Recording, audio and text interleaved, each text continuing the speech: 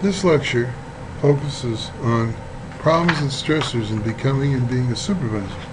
The emphasis will be on the new supervisor and content coming from Chapter 7 of Kedushin and Harkness.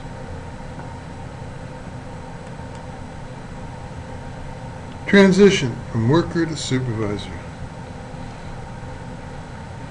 People become supervisors for different reasons. The motives vary. Some have a strong attraction to moving into the managerial position, such as moving the line with their true intentions. Others move into supervision for reasons of a lack of more preferable alternatives. Depending on the size of the workforce in the agency, some people are able to move into supervision quicker than others, and others do not move into supervision because they prefer to be a frontline supervisor. In general, as we might expect, work supervisors are older, better educated, more experienced, and higher paid than their supervisees. Excuse me. Preparing for change. How does the supervisor prepare for change? Well, training is one key point and necessary quality as you prepare for change. The other is education, having an advanced degree. If you're in juvenile justice, instead of having a bachelor's degree, you have a degree or a master's in criminal justice, a master's in social work, a master's in sociology, master's in psychology, wherever you may get that master's in justice management, what have you, or certificates, and preparing yourself for that particular change. You also need to prepare yourself for changes in self-perception and identity. Promotion to supervisor involves a drastic change in the self-perception of the worker and your own self-perception in terms of how individuals view you or have viewed you before, and how you see yourself as a new supervisor, and moving into that agency, and shifting your diagnosis of client social problems to educating your staff in order to help them work with their particular clients or their probationers or their consumers of services. Okay, so now you're transmitting your knowledge through other individuals. Kedushin uses the phrase from clinician to manager. I will say from worker to manager. In other words, if you were a good probation officer, you now become a good supervisor, or you hope to become a good supervisor. Or if you're a good child care worker or a good detention officer, you're now moving into becoming a supervisor or a shift supervisor of detention officers. Or if you've worked in a clerk's office and you're moving and you're becoming a supervisor of clerical staff in that particular setting, wherever you may be. All right, but this is what you're transitioning yourself to do. Changes in peer relationships. You have to be very careful about your boundaries with your peers and what it was like before in terms of what you could and couldn't do as you were working before.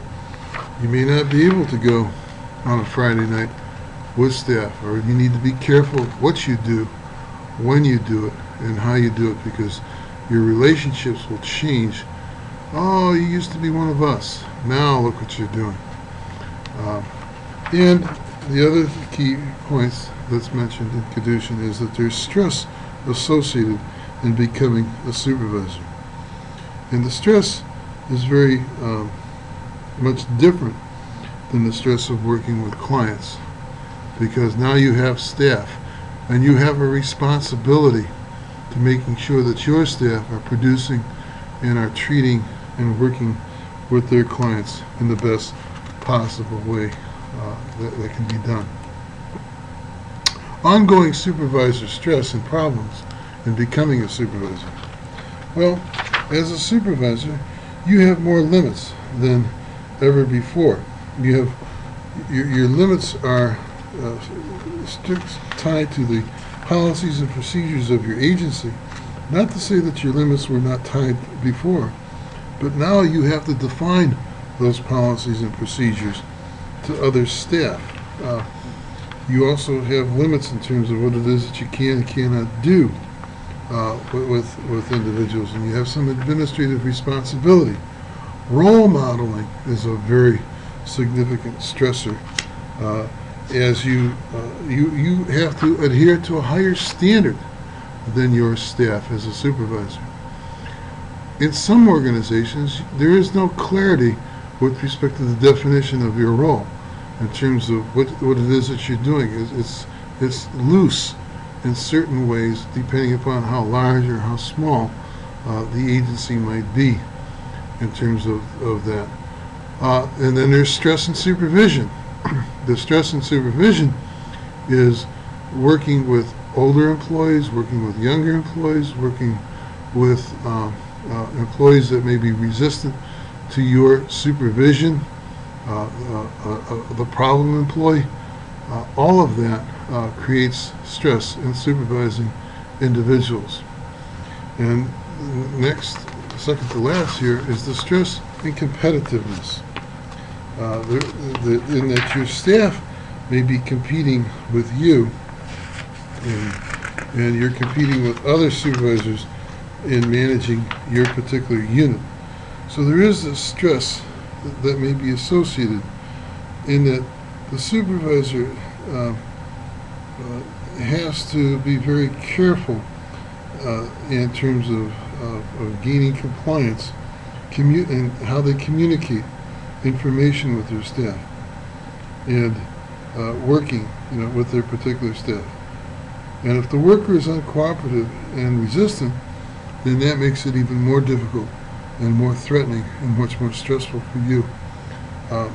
Your personality can be a stressor also in terms of what kind of an individual you are, in terms of your own makeup and your expectations that can facilitate or enhance stress on your part.